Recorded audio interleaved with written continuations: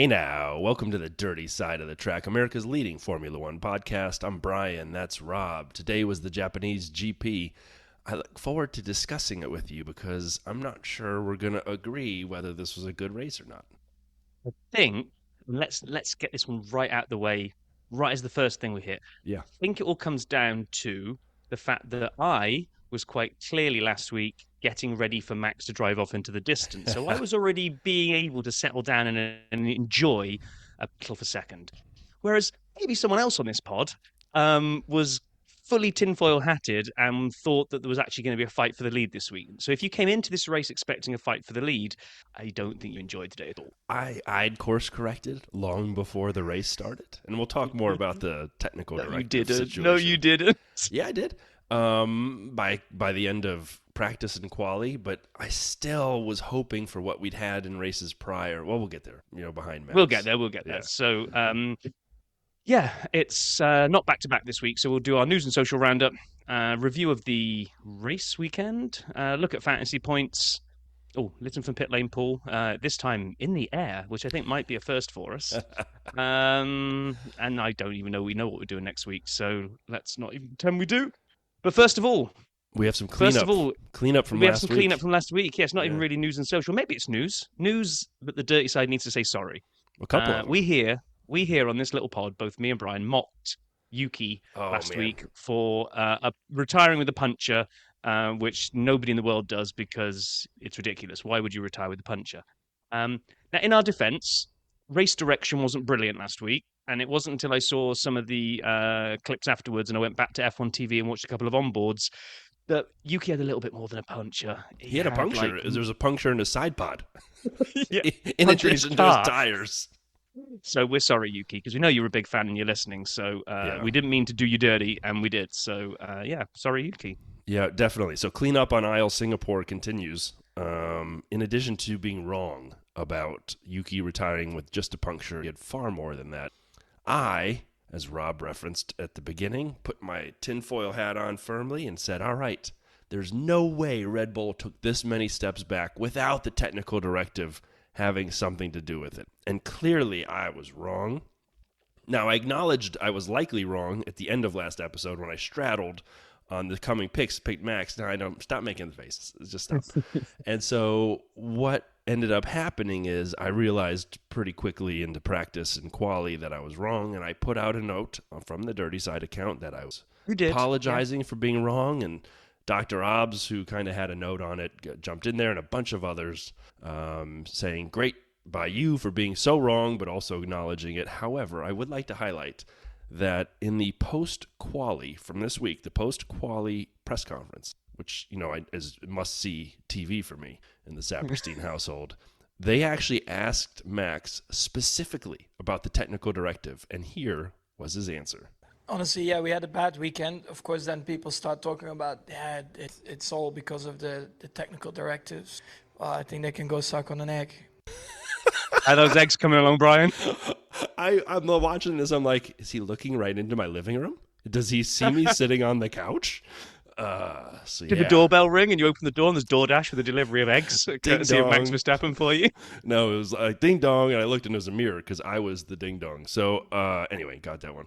And then one last one from Singapore to close this out before we obviously shift to the rest of the news of the week. A lot of teams were up in arms with some of the FIA penalties from Singapore, and in particular with Max and one of his impedings on Yuki on the track, and then his slow start out of the pit lane. And the sporting directors of different teams had problems with this. The FIA basically said, yes, we didn't adjudicate this appropriately, and we will do so going forward. My favorite, though, was an Instagram reel that I sent to you, Rob, which was if F1 cars had horns. And so they show the pit lane when Max stopped for quite some time there at the end of the pit lane, and all the horns start honking. And I'm thinking to myself, man, this would be great if F1 cars did have horns. We would have heard a lot of horn honking this week, especially from Kevin Magnussen and others as they got yeeted off the track by Checo 40 times. But we'll get to that. We'll get to that. Yeah, anyway, we'll keep our powder dry in that. Wrap up Singapore. As the F1 circus packed up its band and left Singapore and headed off to Japan, obviously they're getting ready to receive the teams in Japan.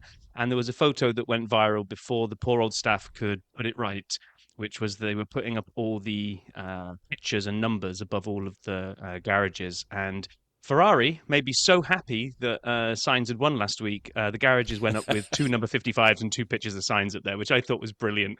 And then there's the quick kind of picture from a few minutes later as they hastily kind of go, oh, that doesn't look right. Start putting a Charles Leclerc picture. Charles Leclerc picture up instead, but damage is already done. Picture's already been taken. It's already on the World Wide Web, like in that instant. So right. You can't beat the internet that quickly. You cannot. And then also from the news of the world, we were all excited about all these teams applying for F1, team sponsorship, team ability, team ownership. They want more teams. And apparently Andretti has moved to the final stage of the selection process for the FIA, but they've rejected the proposals from High Tech, Rodin Carlin, and then Lucky Sons, LKY Sons, an Asian team. The interesting part is earlier in the week, Lucky Sons announced it had secured a $1 billion investment for its entry. I don't know if that came in before the FIA and made their decision, or if that was just they knew they were getting cut and wanted to make it look good on the way out the door.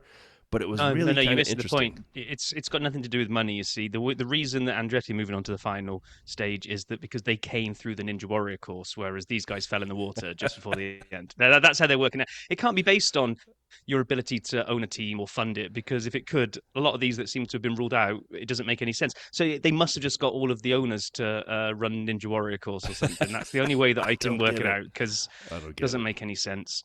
Kind of finishing off Singapore, here's one that we should have moved up higher up, but never mind. Alonso became the first F1 driver in history to amass 100,000 kilometers driven. Like, it's a nothing stat in a way, because we all know he's been around for a long time, but it's pretty cool as well. But there'll be somebody who's probably written an image out there to show how many times around the world he's driven or something like that. I don't know. But yeah, good old Fernando, 100,000 kilometers. Danny, Rick and Yuki confirmed for next year. Yeah, that makes sense. It does. And I don't know if we're going to get into it now, but maybe we do talk about Liam now, is that there's a really kind of cryptic or not so cryptic comment from Horner around Liam Lawson when they were asking, would Liam be going to Williams? I think his answer was something along the lines of, not sure why he'd go there for a year, which is almost basically saying he's got a drive at one of the two teams next year, basically. Well, aren't Yuki and Danny Rick's contracts 1 year long, and doesn't Checo's expire after next year? So, yeah, exactly. Yeah. They've got a lot of open seats in a year. I think they have, yeah. So it's almost like he was putting our hands off. Don't even bother sniffing around Lawson, because he's got a seat next year. We don't know where it is yet, but yeah, just an interesting comment. So yeah, we'll talk more about Liam as we go. I thought he showed me a lot over the last handful of weeks, and I'll explain what that means in a little bit. Last couple former driver notes, or at least not current driver notes. Nick DeVries showed up at Harvard and said he had an incredible experience, made my debut as a student and lecturer on the same day, and there's a couple pictures of him. And as everybody knows, whenever you go to college, you have to wear the T-shirt of the college you're at, which no one has ever done. Yet he did, wearing his Harvard T-shirt the whole time. Like, bro, you're at Harvard. You don't have to wear the T-shirt. Like, it's not how that works. Anyway, good for him. I don't understand what exactly is happening, but it looks like a lot of fun. And then the last note that I have for the news was Sebastian Vettel turned turn 2 into Buzzin' Corner, which he put all these, bee buildings, hives, homes, for conservation of bees. And he had the whole grid come out and the team principals, and they painted the houses and did the thing and turned it into Buzzin' Corner. Good for him. Doing what we can for the environment is important. Keep the bees out of my backyard. Not a bee lover, are you, Brian? No. I like the environment, but you can keep those in your neighbor's house. Bees I can deal with, wasps I can't. So, yeah. I was a little bit sad not to see a car, although we knew they wouldn't because they'd already revealed all their liveries. But the fact we had the Buzzin' Corner, I was kind of hoping somebody would go. Yeah, the Buzzin' Hornets could come back. Or Seb would just drive around in an old school Jordan just for once, but I'm not sure it everyone wasn't to be. understands that, but there was a team that had the Benson and Hedges tobacco sponsorship, and they couldn't do that anymore, so the B&H Buzzin' Hornets came to be. And Bitten and Hisses with the snake as well. Hisses, Two exactly. fantastic liveries, but I think that's that for the news. And there was not really, because it tends to happen in a back-to-back week. Right. Everyone's so busy getting to the next location, we don't get so much. So I think it's probably time to swing open the video vault door, Let's Brian. do it.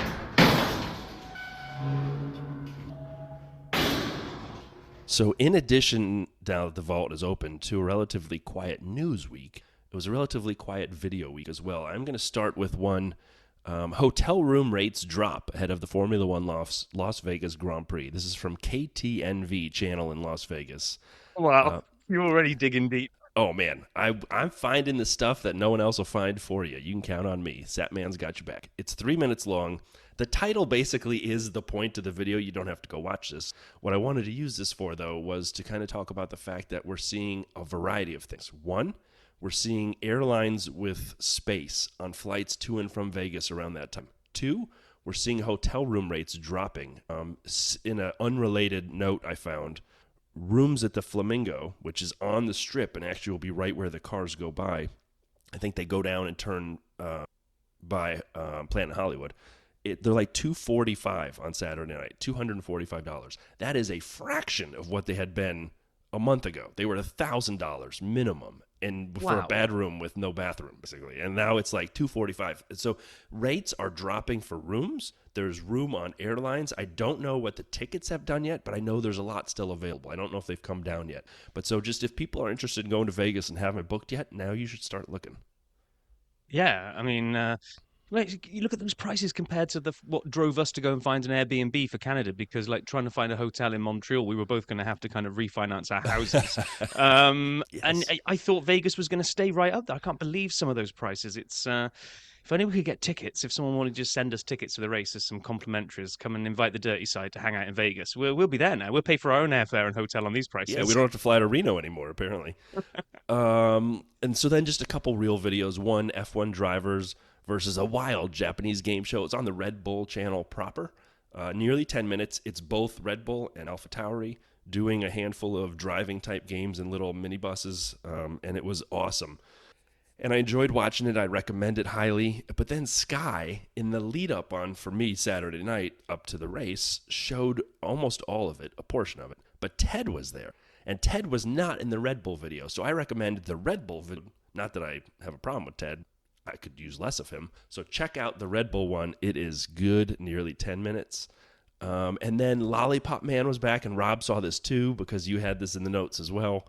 I'd watched this like the day it came out. As of today, the Singapore GP 2023 highlights from Lollipop Man have 144,000 views. Now, put a pin in that information, everybody, for like a minute from now. 144,000 views. It was so good. We don't like to share a lot of spoilers. It made me laugh the whole time. Did you enjoy it, Rob? I did, and I don't know, whether it's been personal reasons he's been away, but or she has been a bit of a hiatus for the last, 3-4 races. Yeah. Feels like a while since one's been out. So when this one dropped and my YouTube alert kind of came up and said new video from Lollipop Man, I was like, So I probably watched it within about the first 5 minutes of it dropping, I think. Probably me too. And I would say this, I have developed something wrong in my brain where when I see the real drivers doing something, I hear the Lollipop Man voice of them. Which will come back up also in a little bit at the end of the race. And then the last video I have, and I did these in order for a reason, is Ask Me Anything, an AMA. Esteban Ocon sits down with Reddit. It's on the Alpine channel. And so instead of actually doing this on Reddit, he just answered them to the camera, and I'm sure someone typed it into Reddit. I didn't even see if he did an AMA edit.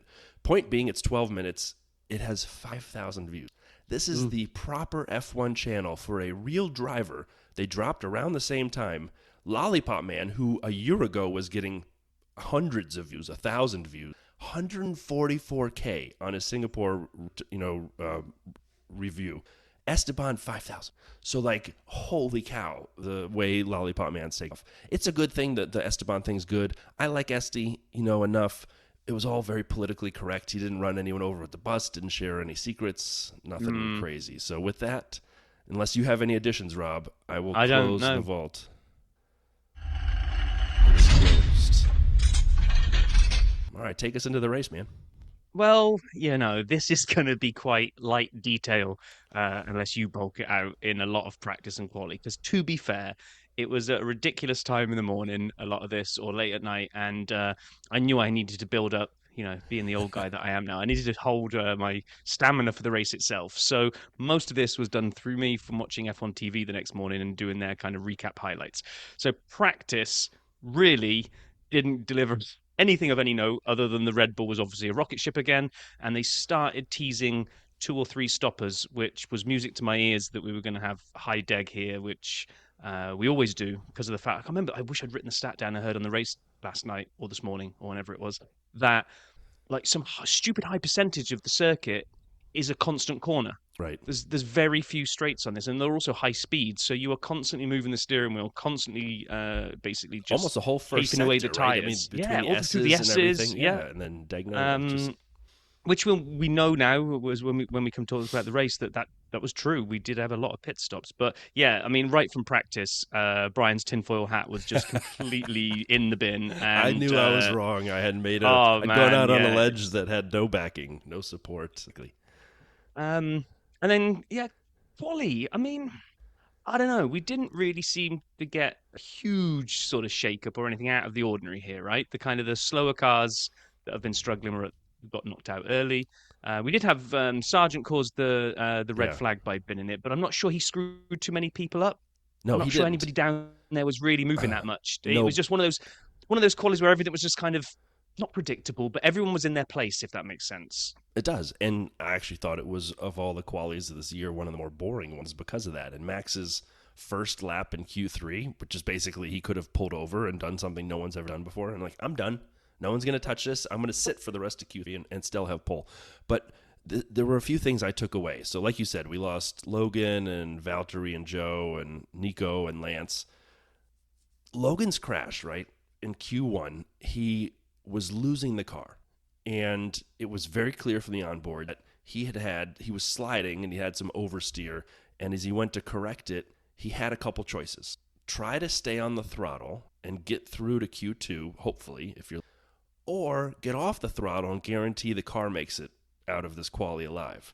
And, if you want to give him kudos, that's great. He stayed on the throttle, and it became a tank slapper, and he went straight into the wall. And he was okay, got out, thankfully, he was fine. The car was a mess, so much so that all the rebuilding cost him another penalty. We'll get to that event. I have been a fan of Logan's. We've cheered for him here. We have really hoped that he would turn into, I don't know what, the great American hero, Logan, the Sargeant, and we were like cheering him on. But I felt like this was the moment for me when something switched in my brain that said he's had enough time now, and this mistake was on him. Hold on, take your... No, I know. I've got something for you to try and help bring you back up. So you finish your thought, and then let me come in and try and make things better for you, Brian. I appreciate that. So here's my problem. We have a rookie in Oscar who showed talent from the beginning, even when the car was not up to spec. We all know they came into the season and acknowledged the first handful of races were going to suck because they changed direction. It was going to take some time. Oscar's been nothing short of amazing. Why he has a contract through the end of 2020. We watch Liam Lawson come in a car that had been hot garbage. He scores their first 9th of the season. I thought he was fine this weekend, but he has been really good otherwise. And the Kiwi has shown us talent from the get-go. We saw Nick DeVries at Harvard today for a reason, because he didn't have that ability to turn the talent into F1 production. And at this point, if you were to ask me the biggest deltas between teammates, Alex and Logan is tied with Max and Checo. And there's something wrong with that. And the Logan part being a rookie, when it was just Oscar, it was like, oh, Oscar's super special. But now Liam's done it, and it makes Logan look worse. That's my hot take. No tinfoil hat needed for that one. No, it's not a tinfoil hat. It's all facts. I mean, like we've said, it's impossible to compare rookies across different teams because they're not in the same machinery. Liam Lawson is doing fabulous, but he's also arrived on the scene when AlphaTauri bought all their upgrades and the car is just generally better as well, right? So him and Yuki are kind of finishing in roughly the same spot, which means that it's not Liam dragging that car further up the grid than Yuki can. That AlphaTauri is now a better car than the bag of bolts that was coming around at the beginning, right? yes, Alex has, I think, Sargent's only beaten Alex twice this season, but his trajectory is on the up because his average finishing position is getting better as the years gone by, right? And his highest is an 11th. So it got me thinking, right? Is he garbage and needs to be binned, or are we all too quick to call for rookies to be let go before they've even had 1 year to get used to F1 and then see what happens in year 2? I'm a big believer that unless you're absolutely always 20th and smashing into all every single time, you almost deserve year 2 to show that next time around when you've got the experience of the tracks, what can you do in the car now with a year's worth of maturity on it? So I went digging, and this has got nothing that might mean anything, right? But I picked out 3 rookie seasons, say, had you cut them at the end of their rookie season, look who you would have cut, right? George Russell, 2019. Finished 19th, I think, if this Reddit chart is right. 19th in the championship. No points, no Q3 appearances, average finishing position 16.7. So, it never got into Q3. Logan already has. He got into Q3 once this year, and he's finished 11th, which is higher than Russell's, which ties Russell's in that season of 11th. Okay, so if Williams had got rid of George Russell and binned him off into the abyss, we would have never seen the George Russell we got now. One more. Yeah, okay. One more. 2001 in the Minardi. Fernando Alonso. No Q3s. 8 DNFs. Average finishing position 19.4. Yes, he got a solitary point, but sucked real bad in that year. Another one. Pierre Gasly, average finishing position, 17th. No points, no Q3. And one last one, Esteban Ocon. Average finishing position, 17th. No points, no Q3s. Now, I know that's all different. I know we probably got teammate comparisons. And I think George Russell actually probably did better than Kubica, right? But what I'm saying is, in their rookie year, if you judge them of, they're at the back, they're terrible, they got no points, they got no Q3, let's bin them off, then that's a few names that maybe wouldn't be where they are now, right? So... Right. Do I think Sargeant is a Mazepin Latifi? No. He's clearly got it a couple of times up there, nearly got points. Is he too immature at the moment where maybe he tries to drive too hard? He feels under pressure to keep up with Alex, maybe because of what Alex is doing in the same machinery? Maybe. And if he can't learn how to get rid of that next season, then you cut him next year. But I think it would be harsh to cut him this year because he's shown glimpses where he can finish 2 or 3 places behind Alex on a regular basis. Every now and again, he gets destroyed by him. I think on the race that Alex got 7th, Logan got 11th, but we've had one where Alex was 8th and Logan was 20th. So, yeah, so I can see why you went the way you went. I'm not saying that he's definitely the finished article, but nowhere near. But I just think a one-season wonder is a bit, unless they absolutely suck, I'd keep him. I get your point, and I'm not arguing for him being fired today. My point is more of, and I get you what you're saying. I would say it's not a nominal game, it's a relative game. And so what you didn't have there, you're right. I was thinking George and what was Kubica like in 19 for agree. Williams. Like, I'm just pointing out the fact that that's why I said the biggest deltas, teammate to teammate, in my opinion, on the grid are clearly Max and Checo and Alex and Logan's point. And you would never say that about Oscar and Lando, and you would never say that today about Yuki or Liam. Like they're close enough where you wouldn't rookies that far behind. Yeah, Liam's a bit of a different one because it's only been 3 races, so it's a little bit too soon to call. But it's bizarre that it's not. We're not and... saying it. It's only been 3 races, and Yuki's had a year and a half. Well, yeah, but based on like you said last week, how many laps has Yuki finished in the previous 2 races? Right, exactly. Liam didn't have anybody today, to beat as long Yuki as Liam finished, right? Yeah. No, agree. So today he did, right? Today, absolutely, Liam is brilliant, and this is not to undermine him, but doing that teammate comparison, Liam's come in at a point where the AlphaTauri is better, and his teammate didn't show up for 2 races. So true. That's very true. That's very true. But anyway, yeah, like you say, Max absolutely kicked ass and took pole by a country mile. That image that we kind of shared, I think, on Instagram, where it overlaid all the cars where they were when Max crossed the line. You almost can't see. You have to squint in the distance to see the others. But well done, Piastri. Him putting it on the front row was absolutely brilliant. And nearly better than that was his mom's Twitter activity, because she's an absolute legend. She is. You pointed this out to me, so thank you for that. After the race, when he got his trophy, and he's standing there, his mom tweeted out a picture of all of his, like, when he was 5-year-old karting trophies. And she's like, can I throw these away now?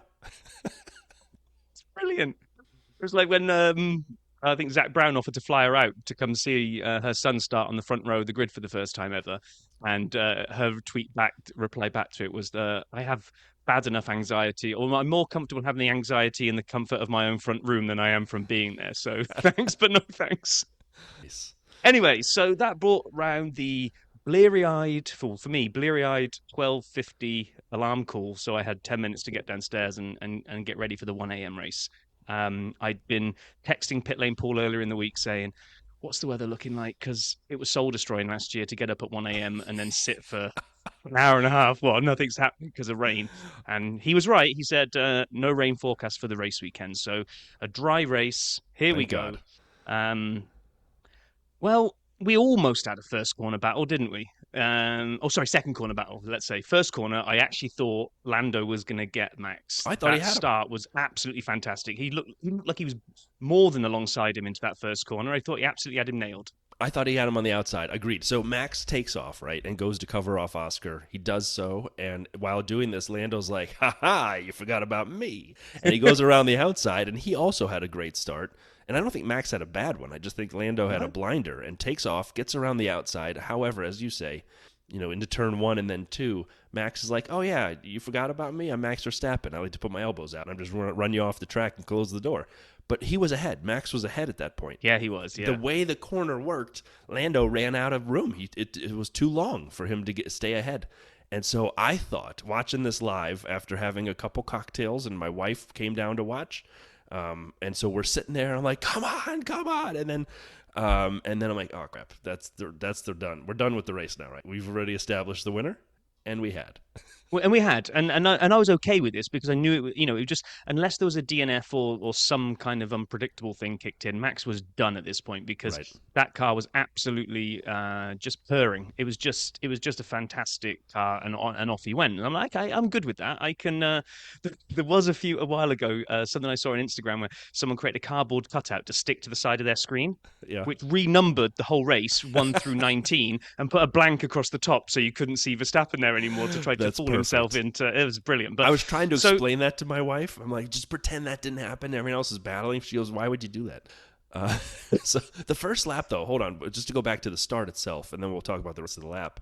There was chaos in the back of the grid, and our man Valtteri was right in the middle of it, right? Literally in the middle. It was a Valtteri sandwich. Since no one knows how to name sandwiches, that was a Valtteri sandwich. The bread slapped in from each side hard, and the filling had nowhere to go. I watched the. Do you know what? After waking up this morning, before I went to go and play my footy match, I watched the onboard of Valtteri just to kind of see what happened. And this guy, he just gets zero luck.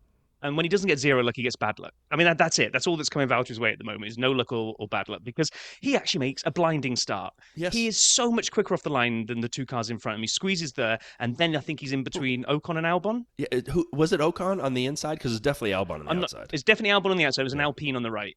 And Valtteri's thrown himself up in between, and he's got the pace, and he looks like he's going to go through and maybe beat them into the first corner. And there was space. And then he took it. There was space, great. And then there wasn't. Quite work out whose fault this is. Oh, it's Ocon's. Albon it's the inside coming car. over from the left? No, it was the inside car. Albon because he on the onboard. Yeah. Alpine, if it's Ocon, doesn't move, just stay static, doesn't pull in. It's you see the wheel come in from the left-hand side of Valtteri's vision that it's Albon that comes over. Now, is that because he's getting squeezed out and he's off the road? I watched the onboard multiple times. I thought what I saw from the race and the reruns, it looked like the Alpine on the inside came over enough and pushed Valtteri into Alex, who was also coming in. It looked like the two of them came together because Valtteri had nowhere to go. So I thought it was the Alpine. Regardless, it definitely wasn't our man Valtteri, who got totally screwed and hosed, and I wrote a lot of language in the notes that I cannot say now because I'd been drinking at this point. And so when this happened, I yelled, "There's a crash at the back!" And you saw Albon's Williams go up into the air, and there was smoke and bits. And it took them a while to go back and replay it. I'm like, oh, God, Valtteri, it's so unfair. The guy's got the worst luck right now. Yeah, it was. And it was... Did that bring out the safety car straight away, or did we go around while they decided about the debris? It was 1 a.m. They waited a little bit because then we saw the Alpha Tauris fighting each other. We saw Liam and Yuki going after each other for the next couple corners. Then they called the safety car because of all the debris, and that brought us a variety of things. Valtteri had to pit for a new wing, and they had problems with the car and the jack, and people were coming out to pick it up off the ground. And The it's funniest thing some was- dude in a red suit who didn't match color-wise, but it said Alfa Romeo.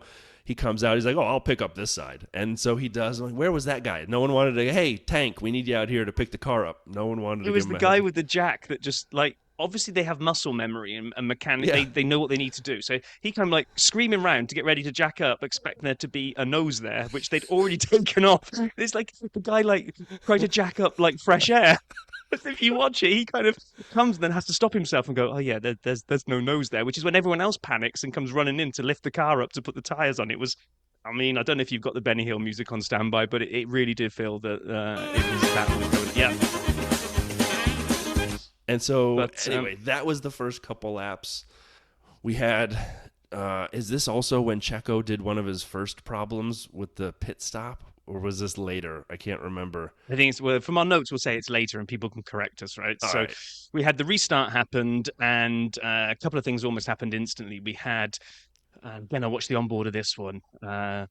Logan getting feisty. And actually, by the way, I didn't realise you can't see that Bottas is there on the right hand side. You'd be forgiven for thinking that he wasn't there, but Logan knows he's there because he keeps checking his mirror as he comes down to the hairpin. And just as he gets to the hairpin, I don't know whether his eye is caught by other cars taking the hairpin, but it's like he suddenly forgets that he needs to brake. And by the time he does brake, he just locks up. And once he locks up, again, Mr. No Luck has spied that Logan hasn't got the right line, and Bottas is going for an outside of the hairpin maneuver. I'm going to come right round the outside of the rookie, take you all, king of the overtakes, off we go. But as he's going around the outside of Logan is now Bambi on ice. She's into him. I was like, oh my God, Valtteri, this is like, what have we had? 2 racing laps with the safety car in between, and you've been hitting both of them. And not only was it a little, I mean, it was more than a little hit. I mean, he bounced around and he's going around the track and he had to go off and come around the other way. I'm like, oh my God, oh, Valtteri. And he's like, and when he said, again, in the way that he is kind of dry and he basically said, some profanity. But at first when I saw it, I thought he made a mistake. I'm like, did he go off the track? Yes, and then they so showed did it I. again. And I'm like, oh, he just got run into. He got T-boned by, by Logan Sargeant. Oh, man. And while that was going on, Russell was suddenly getting feisty and deciding that he was going to be overtaking Lewis. And he absolutely put off a blinding move on him. But I don't know whether he just didn't get the good position coming out of the out of the chicane. But when we came down the back straight, Lewis was like, yep, I'll be having that straight back, and just flew straight up on the inside. So we were getting wheel-to-wheel racing everywhere if it even wasn't for first place at this point. I mean, I don't think we saw Max again until he pits because he's just gone. I mean, he's just... I mean, did we even see him pit? I saw him at the end. They focused on him because of the Constructor Championship. They felt like, oh, they're going to win. We have to show some of the last lap. And at this point, because everybody's running into each other and we've got people, we're going slow and then fast and people are pitting and noses are coming off and Checo's going through 47 noses on his car. And my wife goes, this is like go-karts. This is more boring than football, and she left. So at that point, I'd lost her. Thank you, Japanese Grand Prix. I have no one to watch the race with anymore because this one, while I enjoyed it, at least from the beginning part, from the chaos, not the on-track racing, because she left. On track had been all right. We'd only got, and then at lap 12, they start coming in for the first round of pits. I'm like, this is insane because like they were predicting the window, I think might have been around 14, 15. But we'd had 3 laps, maybe 3 laps under safety cars, so they're not going as fast. They're not wearing the tyres down as much. So I thought that was going to extend the first stint. But it was like, yeah, no, these tyres are toast. They are not going to last. So we had a whole bunch of people jumping into the pits. And then, as per your, well, not your wife called them go-karts, but we're going to call them bumper carts now because it's bumper cars, because that's what Perez thought he was in today. He did it again. At the end of Singapore, he did this to Albon. The exact same move. A driver is going for the corner. He is Checo's behind the driver. Albon last week, Albon's got the corner. Checo's like, you know what? I think if I put my nose in there, he'll have to back out and get out of the way, even though he doesn't know I'm here. And it did not work last week. He only got a 5-grid penalty, which he should, a 5-second penalty. He should have got more, in my opinion. This time, he does it to K-Mag. And I was actually expecting a NASCAR situation. I thought K-Mag was going to get out and punch him. I was waiting for a fight because K-Mag was bumped and faced the wrong way. I actually saved a photo of it, of the two cars facing each other in the corner. And I'm like, oh, Checo, what are you doing? There was no space for you there. There was no way you were going to make this corner. It was like a missile attack. It's like if the onboard from K-Mag was like someone out of Top Gun, all of a sudden he's like, I think he's got tone. And then the missile just comes in and just wipes him out. It was like, and it just got worse the more times you watched it. He came from so far back with an angle of attack on that corner that even if K-Mag tries to yield, Perez isn't making that corner. There's no chance. It brought up my favorite Red Bull quote from a long time ago when Seb said this about Kvyat. I came like a torpedo. You came in like a torpedo. So I watched this. I'm like, what is Checo doing? And so I'm going to hold a little bit of powder back on Checo, only because we're going to retire and then unretire and then re-retire, which meant he had a 45-minute pit stop. Seriously, because if you didn't actually retire the car the first time, that was a 45-minute pit stop when he came back out. But that's okay. True. We'll talk more about this in a second because I got some problems with my man Checo. Yeah, and then we had kind of strange. Well, is it strange calls? I mean, so Piastri gets called in first, and he's behind Lando at this point, and they keep going on the commentary about how powerful the undercut is. It just seemed a bit odd that Piastri got the call, because normally the lead driver gets the call, right, to decide what they want to do. Good call. Anyway, Piastri comes in first. He's just entering the pit lane when we get the VSC. So he doesn't quite get the full cheap pit stop because while he was slowing down for the pit lane, everyone's still going around at full racing speed, but he gets lucky, and he's the only one, I think, that benefits from it because the VSC was very, very short. Piastri came in, everyone slows down, he gets a pit, out he comes, and I think they said he lost 12 to 13 rather than 19 or whatever it was. So it absolutely worked beautifully for him. Mercedes are getting that fighting each other. They just fighting each other at the moment. Like last week they were. This week it's carrying on. Hamilton went and put two wheels on the AstroTurf, and they both went kind of like brown on the replay because they're covered in so much dust. So George is like, "Oh, should I just back off and protect my teammate?" No, sensing blood, in for the kill. Well, I mean, Toto wasn't there this weekend, so I'm wondering if as he starts watching this, if he thought to himself, "Michael, I just send you an email." Did he send to the team an email, be like, "Hey, can we stop this? Like, this is not a good look. I printed it out. I've got it right here." I was very confused by Mercedes this weekend. Not in their pace, which was okay, and not in their driving, but in the way the team operated. And George seemed to be like, "Hey, you know what?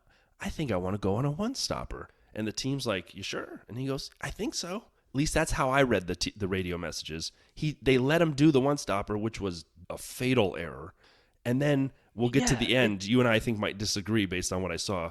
I don't know why they didn't invert the cars faster. Because clearly... Wait, hold. Keep your powder dry there. So We've jumped a few laps ahead there to Russell coming in. Just before that, we had... Alonso went through a stint where the tyres were just ice cubes. I mean, Sainz gobbled him up. Hamilton took him on 130R on the, I can't remember if it was the inside or the outside, but absolutely fantastic manoeuvre. And then immediately by turn one was straight onto Ocon. So Hamilton was on fire at this point. Alonso was going backwards. Stroll retired. I didn't know he was in the race. No witness protection there. Didn't see that. So that adds to Perez and Valtteri. And then, like you say, Russell comes in on 25, and it's like, this is just really weird. And I'm with you on this one because it seemed like it was a Russell call. It seemed like but surely all the people on the pit wall must be able to go, you come in on 25. That's not quite halfway, because what is it, close, 52? 53. I think it was. 53. So you haven't done half. No one else is really making their hards. Anyone who's on hards don't look like they're doing too well at the moment, but you're going to have to go longer than that. And somehow, I don't know. It just didn't make any sense to me. And we saw Sargeant come in and retire. And then we had the McLarens battling, and they did swap fairly quickly. You had swapping of the order to let them through. It was interesting, right? Because when did Lando get so much faster? It felt like they were kind of similar pacing it most of the way around. Yes. And then all of a sudden, Lando's right behind Oscar, like, "Hello, honk honk," if they had the horns. "Can I get through, please?" And the team's like, "Oh, we must do this immediately." And Oscar didn't seem to argue. And then when Lando passed him, he left him in the dust. So I don't know what the heck. Did Oscar cook his tire or something? Like, it felt very strange. I mean, he did in the after race. Yeah, in the after race interview, he seemed to allude to either combo of setup and tires, so maybe they didn't have theirs quite nailed the same way Lando did. Albon came in to retire at the same time we suddenly saw a shot of Perez back in the car again, and we're all going, what the hell is going on here? And then he sat there for a while, and then they let Max box, and then the greatest camera work of all time, and someone said it's like the guy worked for The Office. They showed the Max pit stop, and then the cameraman swings around and gets a close-up of Checo sitting in the garage in his car.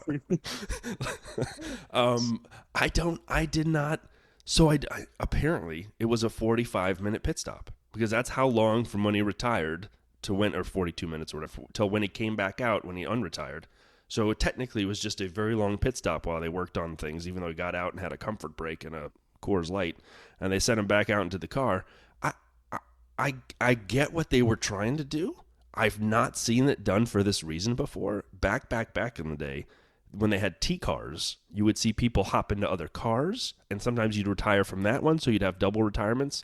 I can't remember personally, and people were highlighting stuff online, when a driver retired twice. My favorite joke was seeing Red Bull had 2 DNFs, Max still won the race, and it's like someone's face, so I don't know, and I understand why, right? They don't want to take the penalty because some of these penalties can roll to grid spots for the next race, and, hypothetically, they have a car that can beat everybody, even though Checo has shown he can't do that with it. I'm really confused on this one, and maybe Paul likes to listen to these, so maybe he'll drop us a little soundbite to explain it, but 2 things. One, guess you formally don't have to declare that you're retired. There is no such thing as being retired, and that means you can't re-enter the race, because obviously they couldn't have come back out again if retiring actually means anything. Retiring is just obviously for the graphic, right? Just to say this car's out. You should have to retire like Michael Scott in The Office when he goes, I declare bankruptcy. Like, you should have to stand, I declare retirement. And then, but anyway, sorry. And then when you're out, right? If you decided to retire the car, you should be out, I think. But maybe that obviously can't be a rule because it didn't happen here. Second thing is, if you are going to retire the car and you've got a 10-second penalty, a 5-second penalty, don't you pull into the grid box? Serve it when you pull in to retire. Serve the penalty, and then go, I can't pull away because my car isn't very good, so we're going to retire it. No one can prove that you didn't intend to serve the penalty and carry on, right? So why? I don't get it at all. This is window dressing. I agree with you 100%. Every time you're going to retire a car, if you have a penalty, you should just have everyone stand around it for 10 seconds or 5 seconds, and then look at it and go, what do you know? The floor is completely screwed. We can't send the car back out. Retired. That is exactly it doesn't make sense. And I recognize you shouldn't get away with free penalties. This is kind of the argument that says you can't go out and run into 5 people and then retire your car and not get a penalty for it because serve them all as you retired your car. That shouldn't work either. There's got to be a better solution, though, than having Checo put his pants back on and go out and run the car for a couple laps. That doesn't make any... And then they go box to retire. I'm like, no beep. No, we didn't see that one coming. Yeah. Then we had my kind of favorite radio message of someone not sounding very confident. They're talking to Alonso and they're going, Lance had to retire because of rear wing failure. Yours is fine, honestly. It's all good. Just don't go over any curbs too hard. Everything's fine. There's nothing to worry about, but don't breathe too loudly. Had Alonso been any higher up, it might have made a difference, but kind of he was in no man's land as well. Yeah. It wasn't even really like anything was happening. And this was kind of the point where I started realizing this race in terms of on-track racing wasn't great. These chaotic moments of rear wings failing and telling people not to hit a curb, or 47 retirements for Checo, or 8 cars going out. All these things that weren't, on-track racing were fun to watch. But George on the one-stopper, here's where I got excited. Lap 40. George on the one-stopper, Lando's in second, and George is in 7th. And they're racing each other. And I think this is for a podium spot. And I'm like, this is going to be interesting. Little did I know that George's tires had reached the expiration date that Pirelli had stamped on it, and it was not going to look good. But I thought Lando would pit, and we'd have a battle on our hands. Well, we didn't have that battle, but we had the other one. We had Sainz and Hamilton on the charge to come down and get Russell, which was to be honest, I'm a little bit confused. You thought that Russell was going to have a chance to do anything because he was nursing ridiculously old tires. He wasn't going on any charge anywhere.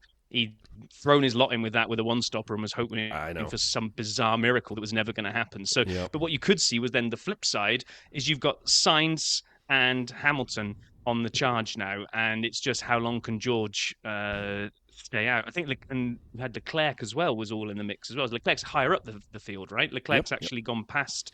You had Piastri got George, Leclerc came on. Yeah, that's right. And great move by Leclerc around the outside of 2. So George is just going backwards at this point. And here came the bit that where maybe we're going to disagree, only because I probably agree with you in what I watched in real time, and only after reading stuff afterwards do I kind of think Mercedes messed up. But anyway, Hamilton is catching. He's right up behind George. And Carlos right behind Lewis. Yep, Carlos right behind Lewis. Actually, not that right behind at this point. Well, he got this pretty is where close. maybe this is apparently. So there you get this argument coming in where George tries to pull a Sainz from last week and say, why don't we just have, Hamilton's obviously faster than me with faster tyres, which means it's going to be more difficult for Sainz to get past him. Keep Lewis in my DRS. We bring home these positions for Mercedes. Happy days. Jobs are good and for the Mercedes boys. This is the bit where I read afterwards where in that debate, that part that was going on, George obviously isn't properly paying attention because he's having this argument on there. He lost an additional, I think it's 2.3 seconds on that lap to both Hamilton and Sainz, and allows them to come back in while they're having this big debate about whether they should do it or not. So it's kind of a bit of a problem of his own making here. For me, the problem was this. Lewis was catching him, as the Brits would say, at a rate of knots. And if the race were to infinity and there was no Carlos behind him, I'd still, Lewis would have passed him. And you'd still, if you were battling and trying to catch anyone, forget Charles for a second. But let's say you could get to him, you would invert the cars. Oh, yeah, you would there. But So, the Sainz factor should have... Now factor Sainz in, agreed. But Sainz with Lewis is catching George. In my mind, George was dead in the water. And so I would have written him off and let Lewis motor on. He's not, if you're going 5 miles an hour, you can't hold someone in your DRS to stop someone going 10. Like, it doesn't make sense. He's not a shield. You're slowing Lewis up. You're not keeping him in your DRS. You're keeping him in your wake. Yeah, I mean, he was slower, but I don't think he was slower to the delta you needed to make a pass easy here. So there is, this is where I said I was kind of reading some stuff afterwards where they're saying, even if it doesn't work all the way to the end, if Hamilton then finally has to give him because he says, look, this is stupid, this isn't going to work, I'm going to take you, George, well, then there would have been no harm, no foul, and there might not have been enough time for Sainz to get George anyway. But by doing it so early, I don't know, it just kind of throws George, that's it, it's done. Yeah, I mean, I think it was. In my mind, there were two parts to this. Part one is last week, Carlos slowed down to keep Lando in his DRS as a blocker. George had Lewis in his DRS this week. He wasn't slowing down. So there's a difference. He was holding him up, in my opinion. That's a big difference. But I think he could keep a second delta. He could have. There was enough pace in that for him to have made the overtake from Sainz on Hamilton really, really difficult. Really might difficult. have been. It wouldn't have been a walk in, but because Hamilton had the pace to defend. If Sainz tries to take him, it's those two are getting almost DRS trained behind George, right? Which is exactly what we've seen happen over and over and over again. Unless you've got a good 2 to 2 second pace advantage, breaking that DRS train is really, really hard. And there's only one DRS zoner here. I agree, but I also think George is slow enough where I think it was endangering Lewis's position. And the second thing is when Carlos saw this and he said, they're using my trick against me, that made me so happy and I smiled, but I heard Lollipop Man. And I heard Lollipop Man, as I said earlier, in my head, using Sainz trick against Sainz. And I just started laughing. I'm like, oh my God, I hope Lollipop Man covers this and I hope he does the voice. That was hilarious. I loved it. Yeah. So what that meant was we had Max finished about 3 years ahead of everybody else. Lando came round to seal second, and good old Piastri went and stuck it up there for his first ever podium in F1, which is very, very nice to see. I was a little bit disappointed by the podium celebrations, and I know, right? So we have to say this. Huge congratulations to Red Bull because they went and secured the title. And I guess that's why the camera crew were probably all over Horner and Verstappen celebrating. I get it. They just gone and grabbed the Constructors title. But I thought because it was a little bit late and I was getting a bit tired, I'd maybe sort of snoozed for 30 seconds and missed it. So I rewound TV so I could watch it again. Poor old Piastri didn't really get any TV coverage of his first ever podium. It was like him and Lando went off into the corner spraying each other with champagne. It just became like the Red Bull show, which, like I say, I kind of get. They won the title, well done, but I did feel a little bit sorry. So I fell asleep about 2/3 into the race and had to finish it this morning. And I watched this with a fresh perspective. I agree with you. I agree they missed that. But yeah, Red Bull, right? 6 Constructors Championships. I'm fairly certain it's off the top of my head. They won 4 with Seb, 10, 11, 12, 13, and then they won last year 22. So this is the 6, 23. That's tremendous, and that's fantastic, and it's very early. We saw, and I'll get to this in the SAP stats, we saw that Max can clinch in Qatar on the Saturday sprint. There's very few people who have clinched on non-Sundays, and I don't have the stats for that, but it's basically people who have had other people retire and things early. The last thing I have from the race before we get into sort of the last parts of the recap is something I did not see. I did not see the Alpine situation on the last lap. Did you see this at all, or did? No, I had no clue what you'd put in the notes here. So I saw a picture online of Pierre with the middle finger extended. And, they're strapped in. You can't really tell. There was no car in front of him in the picture, but he's flicking somebody off. And I'm like, well, all right. That's, saucy. And I'm wondering why. There was apparently a massive kerfuffle at Alpine. Massive. Enough where I think this will be in the news this coming week, especially because we don't have a race. So people will look for things to draw eyeballs.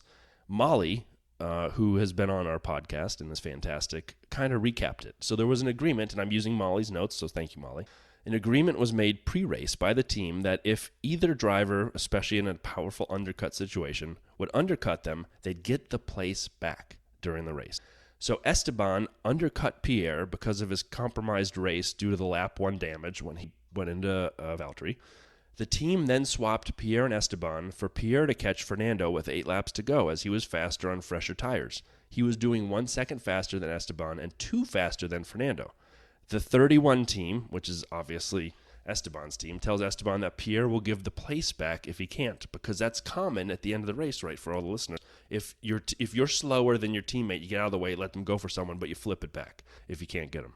The 10 team, Pierre's team, is not told this when they tell Pierre to go by.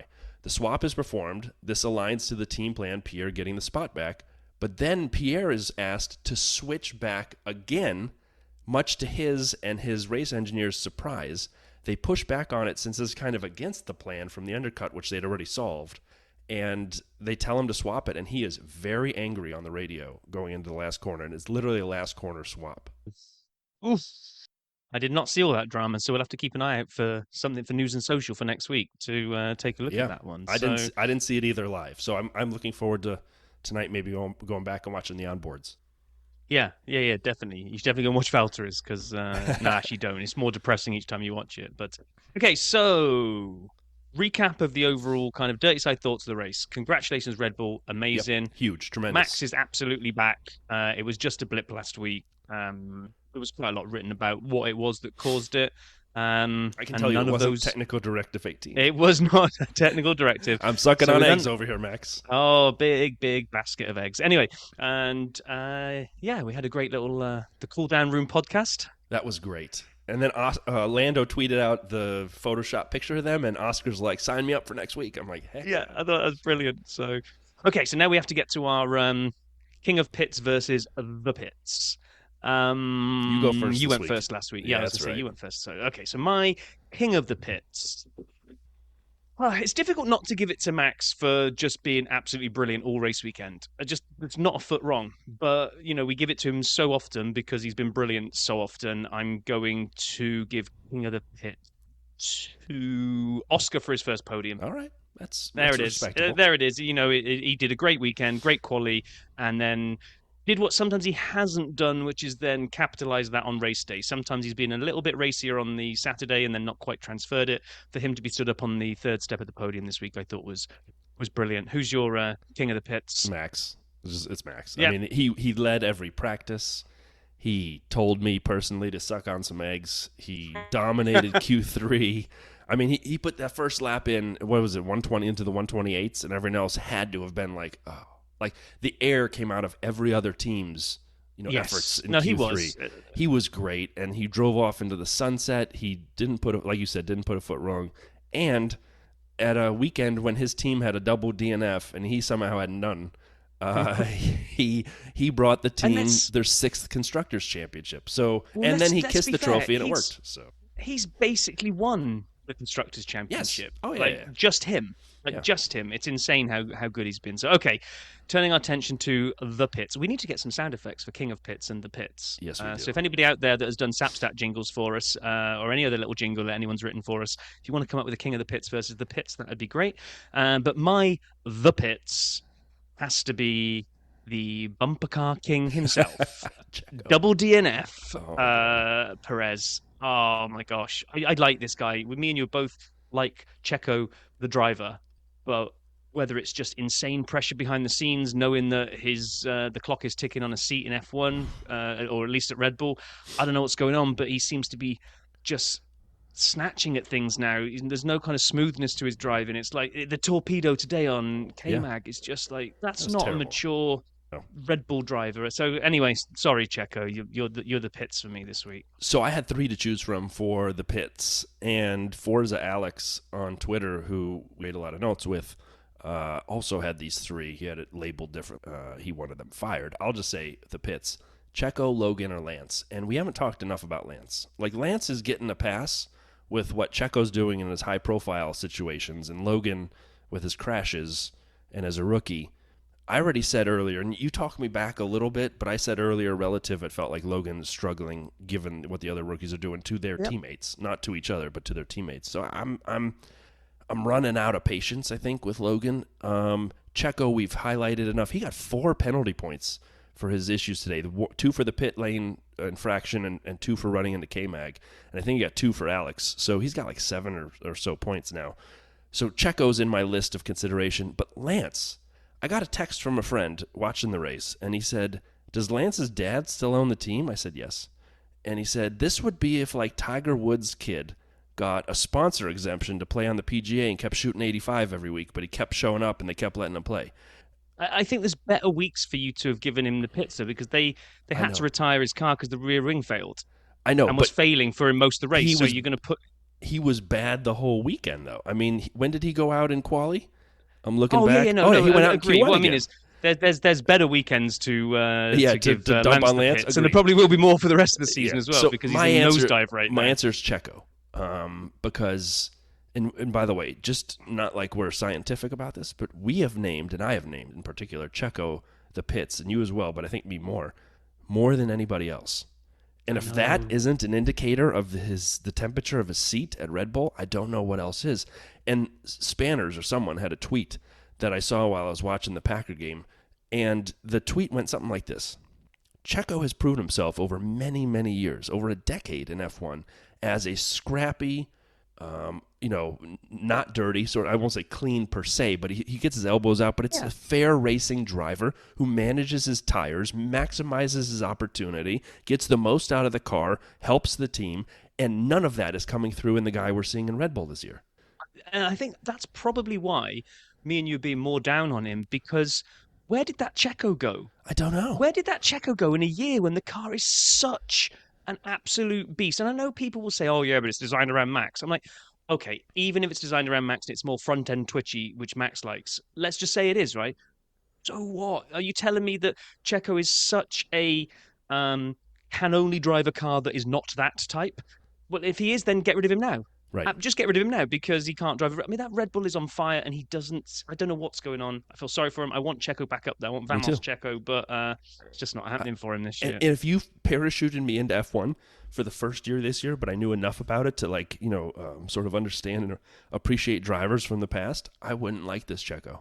And that's what's killing me, is I loved him for over a decade. And this guy is not the guy I cheered for anymore. And again, I'm not trying to be hyperbolic with my comments on Logan or Checo, but I'm kind of running out of patience for both. However, we are not experts. We are just 2 bozos on a bar stool sitting here chatting F1 with you. We do have an expert on hand, and he phoned in a report from the air. I don't understand how the technology works to get the cord long enough to go to the airplane. So before you play it was quite funny. I thought, I was looking at the inbox and thinking, is Paul going to send us a review this week? The atmosphere cannot be great on his side of the camp there with Valtteri. Just an absolute weekend that sucks. If we don't get something from Paul this week, it's fine.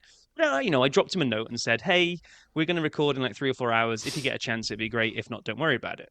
So he pings me back and immediately on WhatsApp and says, has it not come through?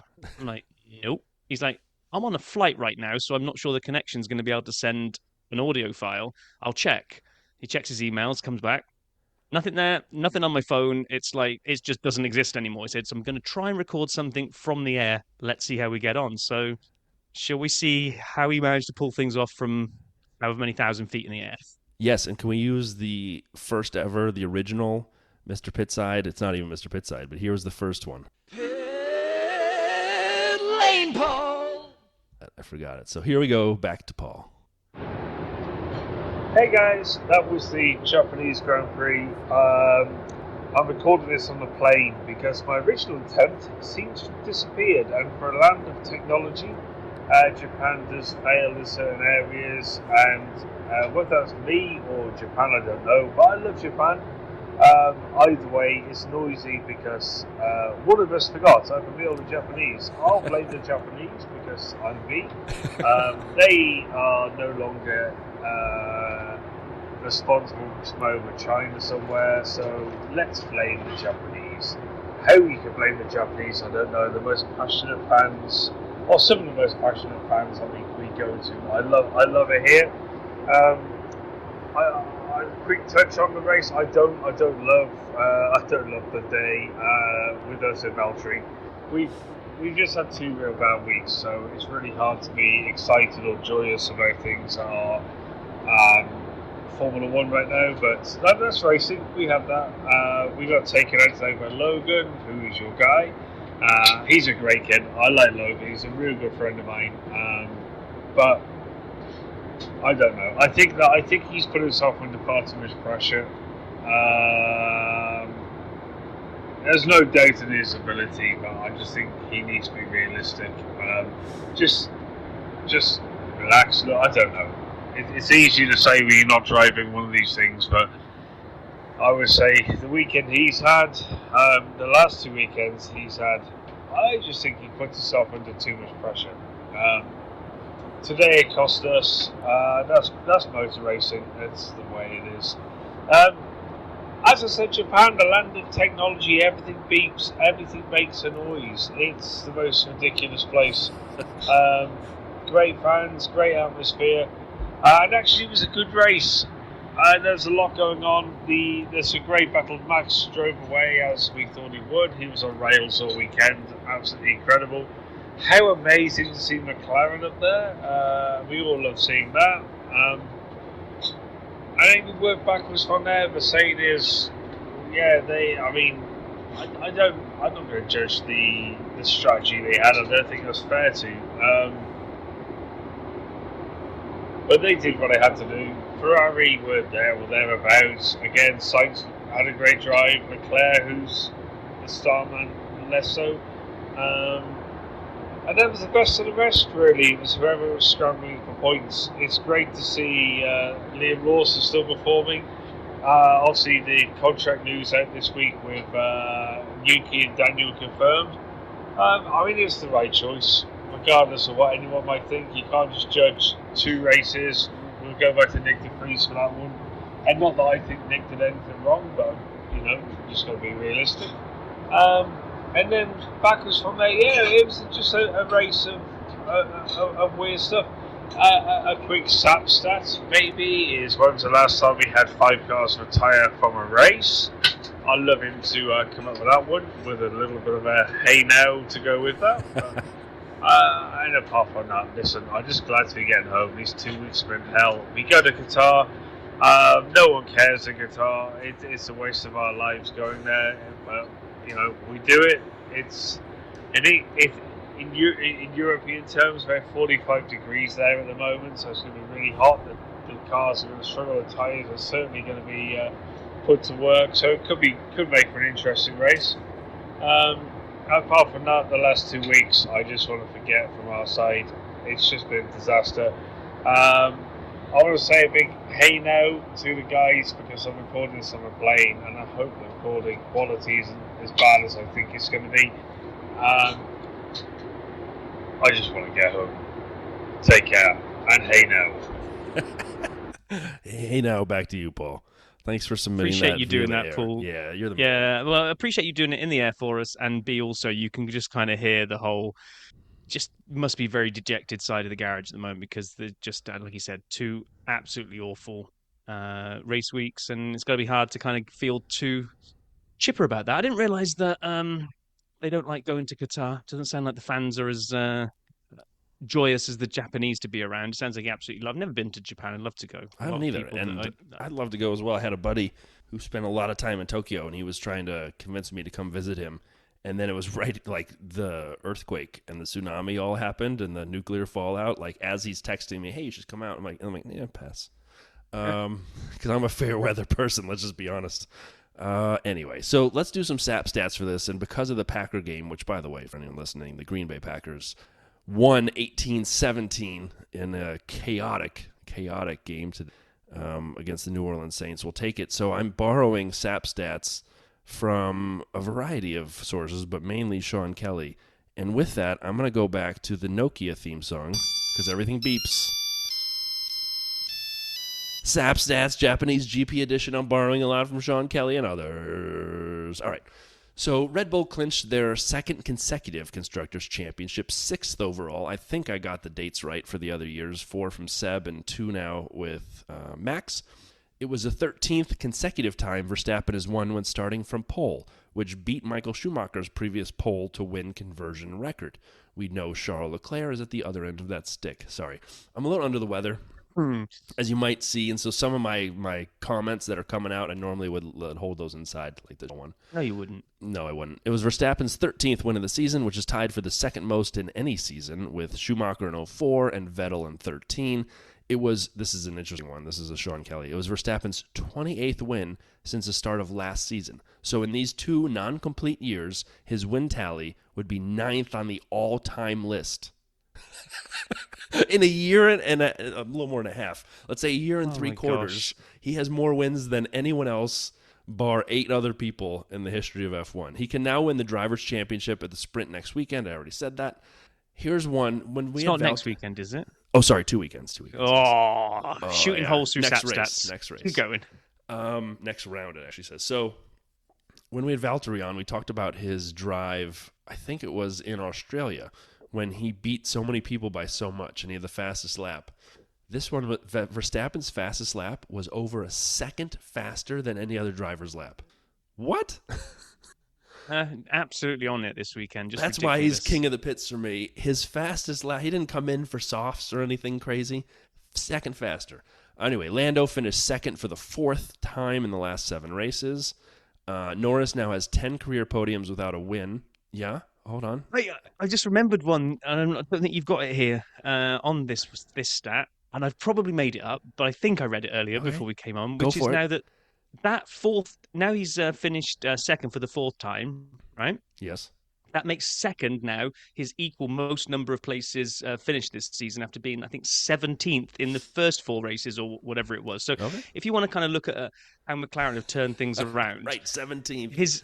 He's now finishing second has become one of his most frequent positions of the season, which is just fantastic to see. I love seeing McLaren back up there. Sorry to interrupt the SAP stats. No, I loved it. I loved it. Well, my point was going to be he has 10 podiums without a win, and only 4 other drivers have that many podiums without a victory. Nick Heidfeld, Stefan Johansson, Chris Amon, and Roman Grosjean. And there was actually someone else had a stat that I saw and I actually passed on. He has by far the most points now without a win. But points don't work because we realigned the point system like 10 or 15 years ago, and so it changes. And the other thing is difficult as well for him is more races. How many of those people that have had these like most podiums without a win type things, how many of them were going up against a Max Verstappen? Right, is a Lewis Hamilton not going or Schumacher. So, yeah. Today was the second time both McLarens have been on the podium since the end of 14. We obviously remember what Daniel won, and Lando was second at Monza in 21. Piastri joins, and we heard this stat 40 times during the weekend. Jack Brabham, Tim Schenken, Alan Jones, Mark Webber, and Daniel Ricciardo as the Australian F1 podium finishers. This is my favorite one. 1. Norris moved ahead of George Russell into 7th in the Drivers' Championship, his highest position in the Drivers' Championship of the year. As we've said, maybe 3 weeks ago, we highlighted his affinity for 7th here. So Piastri jumps up. Go ahead. I was going to say because it looks like at the notes you're done with the Piastri stats almost apart from this one. But Piastri's the first rookie on the podium since 2017. Do you know who it was? I deleted this one, so I saw it and passed on it. Now I know he deleted it. Lance Stroll in Baku. Lance Stroll. Look at me. You were just about to throw him in the pits this week, and then he crops up as being a rookie podium finisher. It just shows that he peaked at the beginning. 6 years ago. I mean, if you took a picture of me, shirtless now versus 6 years ago, the last 6 years ago is a lot better. I'm just saying, a long time. I don't want either picture. Carry on. With P4, Charles Leclerc's finished 4th in the last 3 consecutive races, somehow doing almost all this in witness protection. Yeah. Lewis Hamilton took P5 for Mercedes. He has always finished in the top 5 when he's reached the checkered flag at Suzuka. So if he's going to finish at Suzuka, it's going to be in the top 5. Here's the part that I found the most interesting. It's not my favorite stat, but it's the most interesting one. He's now only 33 points behind Checo for 2nd in the Drivers' Championship. Whoa. Red Bull have never finished 1-2 in the Drivers' Championship, and I don't know if they will. Yeah, I don't know. We've got some tracks that could favour Mercedes. I mean, Adrian Newey built a rocket ship, and they may not get 1 and 2. I know, it's crazy, isn't it? Yeah. So Alpine, after a bunch of races without finishing anybody, they finished 9th and 10th. We already talked about the kerfuffle in Molly's notes. But so they both finished in the points in Suzuka for the 2nd year in a row, which is great for them. Liam Lawson was 11th. He has finished 11th or better at the last 3 consecutive races. Yuki was 12th. After not completing a lap in either of the last 2 races. We're still sorry for what we said last week, Yuki. And finally, Nico Hülkenberg in 14th and Kevin Magnussen in 15th. The Haas cars were the last 2 classified finishers for the 2nd race in the last 3. Monza was the other one. So if you're looking for a team that's finishing at the back, but finishing, look at the Haas boys. Yeah, I think I'd still rather finish than be sat in the garage retiring, though. Well, you could unretire and come back out. You could. I mean, you just unretire. I mean, I'm hearing there's an engine starting up now. Is Sergio coming back out again? 45-minute pit stop. That's what it was, right? Like, I thought about it. If you came back out, that just meant there was a really long pit stop. Yeah. Anyway, we had fantasy this week before we close it.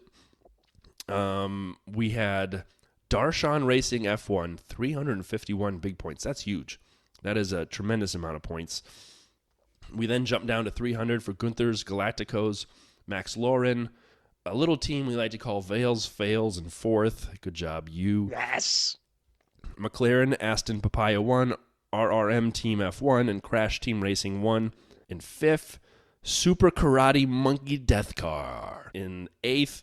And then a bunch tied for 9th. Michael Cron J16, Russell My Feather, and Relampago Marquinhos all tied there, and I was right behind them, 4 points behind in 12th, but still not a fantastic weekend for me. I struggled. Thank you, Checo, for the negative points, although I'm lucky I didn't get double negatives. I guess, hypothetically, he retired twice. I could have got a negative 24 instead of negative 12. Our leader of the league is Michael Cron J16, but only by a point over FPL Instinctive, so we have a big battle going on for the T-shirt for the final races of the year. Everybody, it's close too. There's a lot close. So get your teams in before Qatar. And not quite fantasy, but we tried to plug it a little bit earlier on in the season, which there's /F1 that we follow on Twitter. He launched a prediction league for you to get your predictions in each week.